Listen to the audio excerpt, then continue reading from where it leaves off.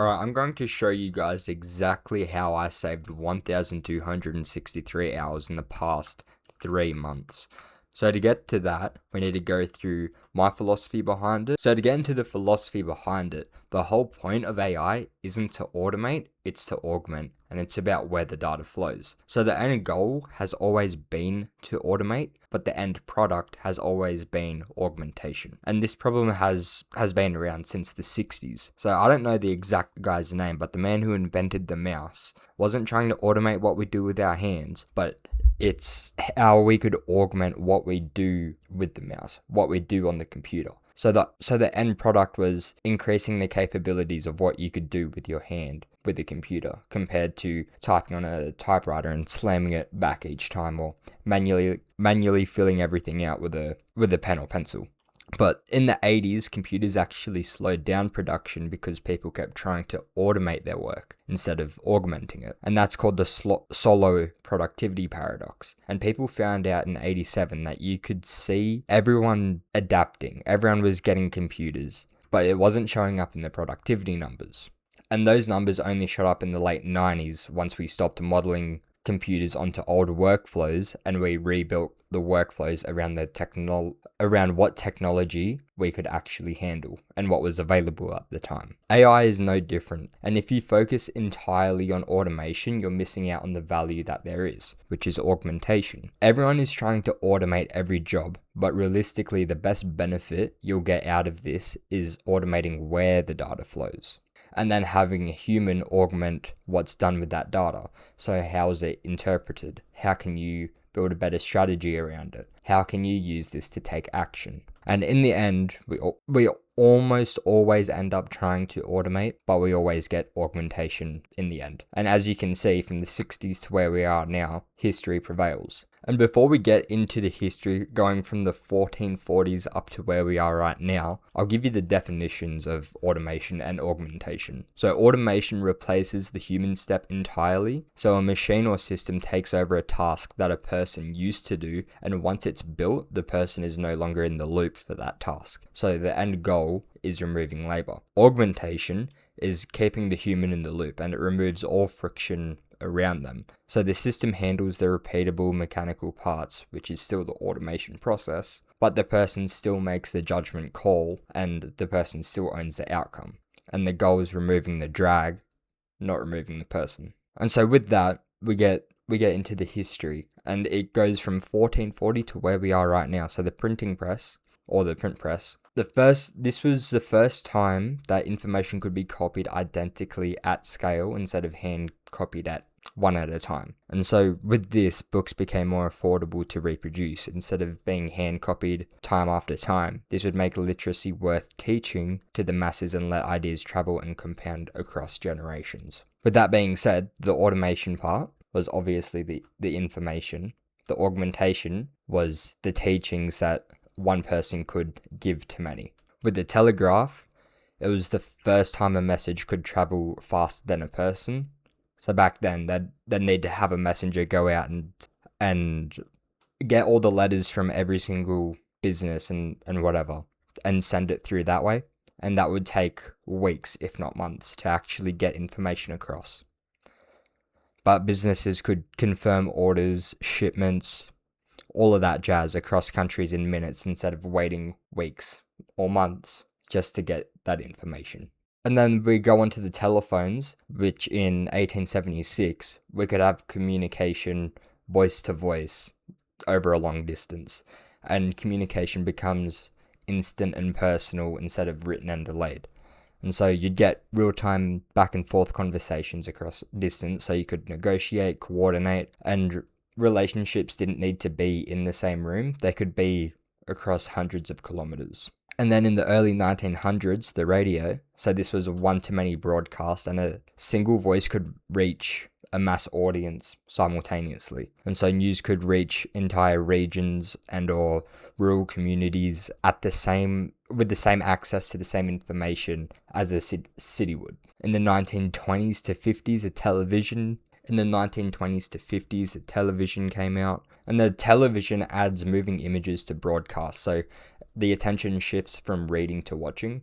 And so with that, complex information became easier to absorb through visual demonstration. In the 60s and 90s, computers and the internet became popular, and all the information that's available today is now searchable, networked, and infinitely copyable instead of physically bound. So any piece of public knowledge became searchable in seconds. Instead of requiring a trip to a library or to an expert, they could suddenly compete with the information access with large institutions. In 2007, the smartphones, to where we are right now, we still hold them to this very day. But this is the entire tool stack that the computers and the internet had, but just compressed into your pocket. So communication and research collapsed into your pocket, essentially, removing the friction of needing to be at a desk or carry separate tools to get anything done.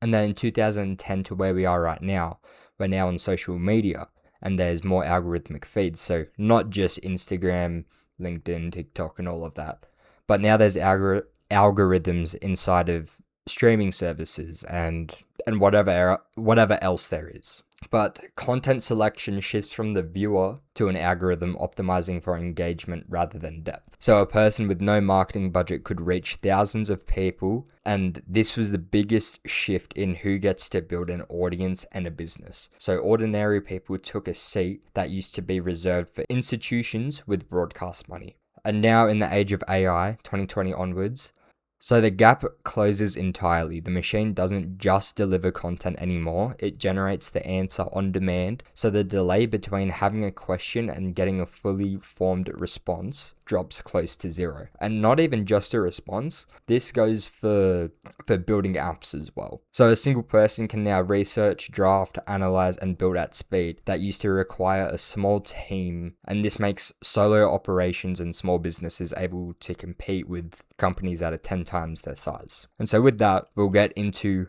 Augment OS, which is all of this. And this is Augment OS. This is my exact infrastructure that allows AI to understand everything about my business, my content, everything that relates to sales, everything that relates to projects that I work, everything that relates to finance, and also my time.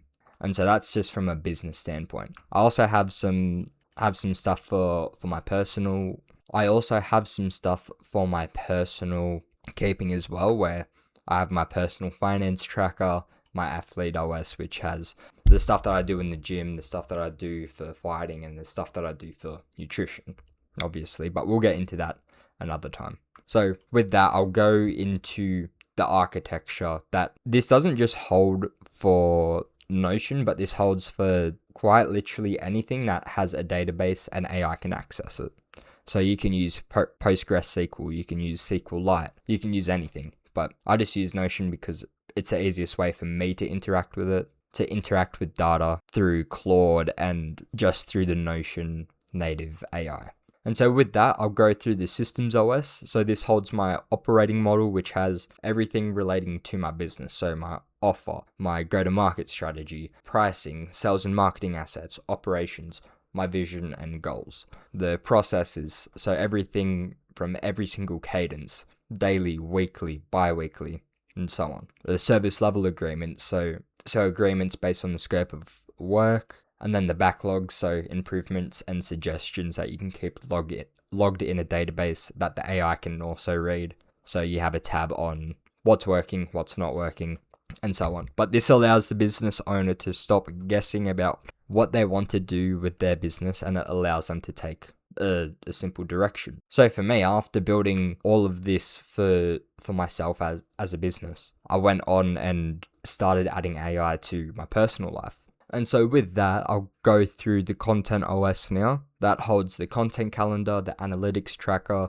the growth tracker, all of my assets relating to the visuals, the creatives, so everything relating to the hooks, the images themselves, all of that. It will hold the content pillars and awareness pipeline. So it holds obviously all of the content, all of the public metrics that are available for tracking, all assets relating to my content, and then writing formats and campaign assets as well. So this gives not only myself, but you a chance at getting new leads and make yourself an authority in the space. And this can link, the Content OS links up with the System OS, your CRM, your project management, and your time OS. For the CRM, you have your leads, your opportunities, the follow-up log, all of your accounts and clients, all of the contacts that relate to a specific business, and then all of your customer support needs, plus a triage system that I have in place. But it's pretty much just your typical CRM, and the way that it can be set up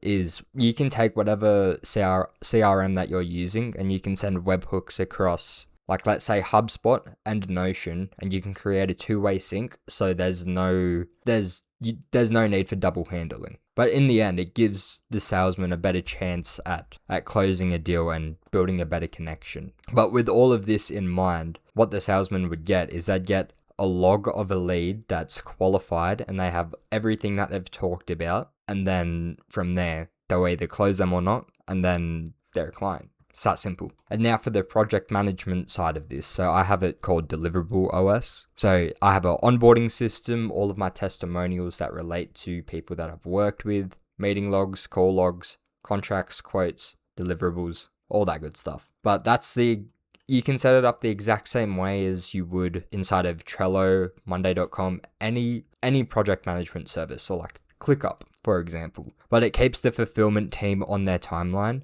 and it gives them a better understanding of the client situation and what you need to work on in the current moment. How the Deliverable OS connects up with the CRM is that you'll have your fulfillment tracker, so they'll have a timeline that they'll be working in. For the testimonials, it can link back to the CRM, so if there's any objections that are brought up inside of the discovery or at any point, you can send them the most viable testimonial based to that situation that they're in. All of the meeting logs and call logs will be synced up with their lead file, so you'll have a mass understanding of where they were before they even knew who you were. Like the fulfillment team will understand exactly what your client needs, and will have the understanding from when they first stepped into the door to where they are right now. And then for the contracts and quotes, it will read through everything inside of the CRM, read through everything inside of the project management service that you have set up. And it might be able to do quoting for you,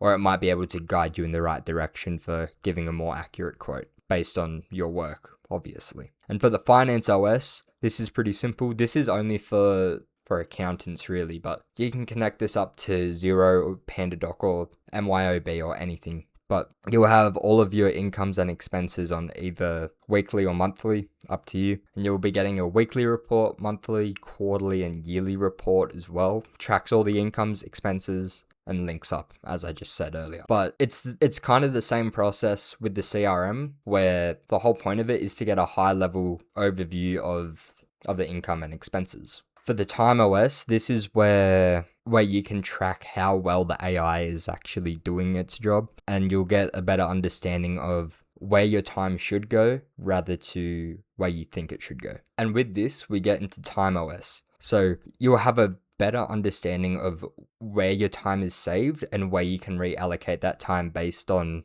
your business. So you'll get a run session log and then your weekly, monthly, quarterly, yearly report. And it tracks where the time is saved and where your time can be spent better to either increase satisfaction, to cater towards work-life balance, or if you just want to go ham on increasing revenue. And so with that, we'll get into a prompt engineering framework that pretty much everything inside of operation handles.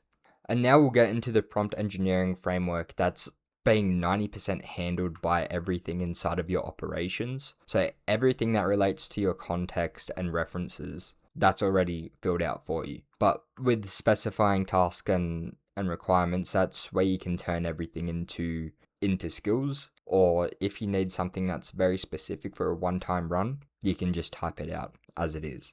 But let's say you wanted to do some outreach, and you had your CRM completely full of people that you needed to email.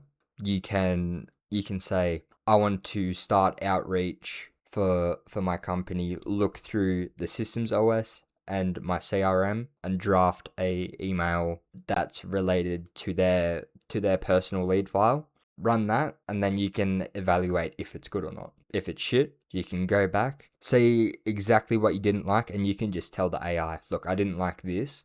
This is a better example of how I want to go about doing this. And so with that, there's no point of me giving you the architecture without showing you some processes behind it. So we'll start off with the Content OS and the tools that I use personally. I use Claude for orchestration, Notion to hold all of the data, Apify to scrape data, Fathom to record all of the meetings that I have, Slack for communication, Gmail for communication, Google Calendar, it's calendar, and then human capital is the augmentation process. The end result should be, it'll be easier to explain as I get into it. So based on a command, so I'd be able to type in /call to content, and what it would do is Claude would go through, use the Fathom MCP, and it will scrape through all the calls from this week, and then it will go and call to the Notion MCP and add pages to the idea bank. And now from there, you can either get Claude to analyze it and turn it into content for you, so it can create a script or so on.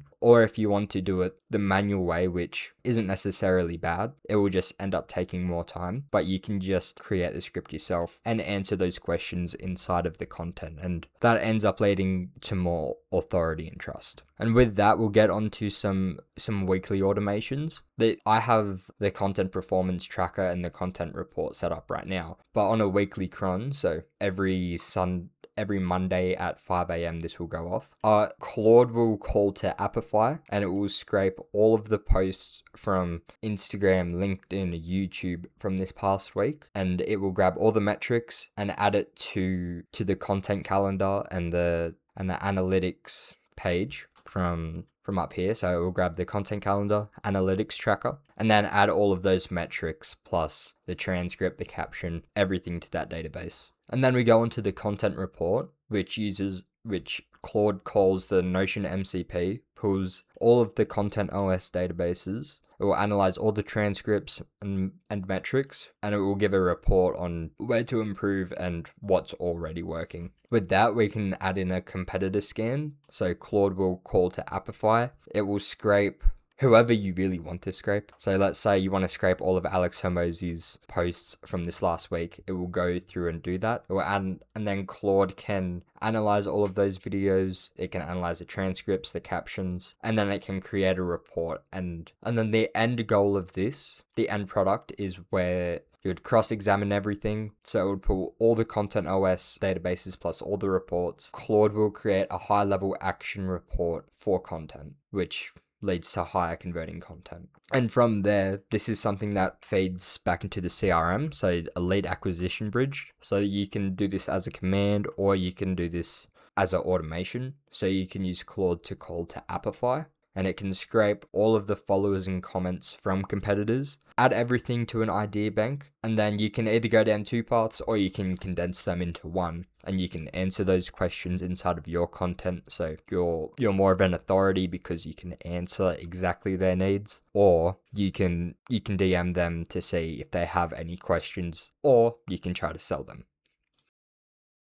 And so with that, we'll go through some automations that will help your salesman inside of your business. So we can scrape all of the leads for them automatically. So you can do this as a command, but I have this as a daily automation where Claude will call to Apify. It will scrape every single source on Google Maps, LinkedIn, Seek. It will paste it to a CSV in which you can then send that to Notion. Or if you want to, the CSV route, that will cut costs, but it does require you to obviously download the CSV, put it inside of Notion, and then go from there. But after that, you get into the lead enrichment automation, which can be a command, or you can have it set up as a part of the lead scrape, in which it will scrape all of the company data using Apollo and enrich that lead file. It will paste it all inside Notion with your CRM, and you'll have a pretty in-depth lead file about the business and about the person you want to be speaking to. Then with that, we have an outreach drafter. So this can be done through a command, or you can have it set through a webhook that's specific to Notion, or you can have it set up through HubSpot, Pipedrive, anything. But it will pull all the leads from that database, pull all the lead files, and it will draft an email that's specific to them. So you get hyper-personalized emails, and then that will get sent to your Gmail drafts, and then it's up to the human to review and send it. So there's always a human in the loop at the end to make sure that the information is correct and it's up to your company and brand standard. And then there's a lead reactivation automation, which this can be done as a command, so /lead reactivation, or it can be set up as an automation, which it will pull all the leads from the lead database. It will scan for leads that have been inactive for the last 7 days, draft them an email, human needs to review and send it. But alongside that, it will flag the lead file and it will send all of that information in a report to Slack, and someone needs to jump on that. And then after it's reviewed, all of the lead files in the CRM will be flagged and it will be sent as a report to Slack so someone can take action on that. And then with the final CRM automation, well, in this case, a workflow, I have this set up as a command. So I'd do /call to CRM sync, and it would extract everything from Fathom, so all meeting notes, and it would update the meeting log and update every single lead and client file. And then with that, we have the referral trigger. So you'll be able to pull the client file, the lead file, and search through Fathom for the transcript. And Claude will identify the milestone or KPI that you guys have agreed upon or whatever. And it will draft a meeting plus a referral, or it will go down and draft a meeting plus an opportunity for a testimonial, in which a human will be at the end reviewing the end output. And so with that, we'll get into the project management and a few finance automations that will help your fulfillment team and your accountants. So on a daily automation and a command, I can do /milestone proof capture, and it will scan through all of my deliverable databases and all of the project management softwares that may be connected up, and it identifies completed deliverables, plus it pulls the deliverable timeline. So if you completed whatever you were doing before the time frame, before a deadline, it will go through and draft an email plus a testimonial. And then for the onboarding kickoff, we have a webhook, so it will read through the lead database. And then we have the onboarding kickoff, which I have it set as a webhook, but you can set this as a command as well. So for the command, you do /onboarding kickoff. It will read the leads database, find closed leads and, well, new clients. It'll pull all that information and generates a welcome email plus a milestone timeline based on whatever guarantee that's in your operating model. And that just reinforces credibility, because as soon as you type that in, or in the webhook's case, it will go from let's say nurturing, and then once I switch it to converted, it will automatically do all of this and pull all the information, send off the email, and so on. And then on a weekly automation, we have a report based on the deliverable OS. So it will scan through all of the project management services that you have, well, softwares, and it will identify overdue and stagnant project, and it will send a report to everyone that's scheduled on that day to say, look, we got to jump on this right now. And then for the meeting to action items, so this can be set as a webhook, or this can be set as a command. So you'll have your Fathom MCP that has the transcript. It will extract all the items from that transcript, and it will send it to Notion first, and it will send it as a message in a Slack channel, plus a to-do list based on what was put inside of Notion. Then we have the contract and quote generator. This would be a command and a webhook. So it will pull through all of the transcripts of your meetings through Fathom and Notion, and it will find the agreed upon scope or proposal doc that you've ended up going with, and you can use Xero and PandaDoc or a HTML file to draft and log the contract or quote, and then it's just up for the human to review it. And then for the final one, we have a weekly automation in which it's an onboarding health check. So Claude will go through the Notion MCP and flag any clients with no activity, or if they're stuck in the onboarding process, it will send a report to everyone saying, look, we need to jump on this right now. And that is essentially my whole entire business operations that I do, that I have set up for myself as a solo operator. But where this gets interesting is everything from here with the content OS, my CRM, my project management, and then some of my athlete OS stuff, it all gets put into a time OS report, and it pretty much just allows me to see where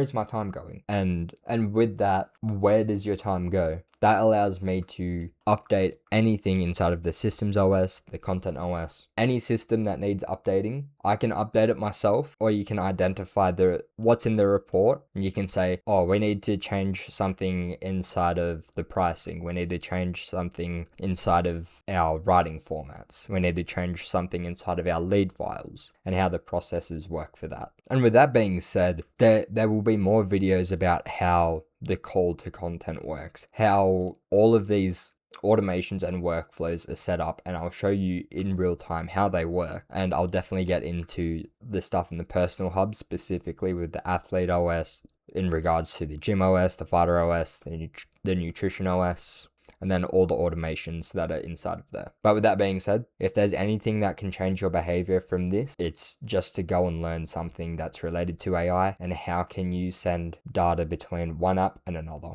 If you can understand that, you will understand how to use AI in no time.